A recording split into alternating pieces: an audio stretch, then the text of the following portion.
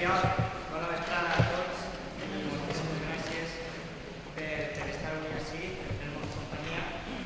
I com en tots els concerts, evidentment la música és el protagonista, però el segon protagonista sempre és el públic.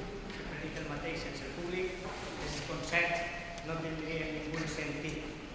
Aleshores, en la primera que estiguin vostès avui així, un dia de pont, un dia de festa, acompanyant-nos a tots nosaltres i fent que la nostra il·lusió hagi valgut la pena i que lluitem per l'altre concert així, o millor si cap, un altre any i una altra vegada més.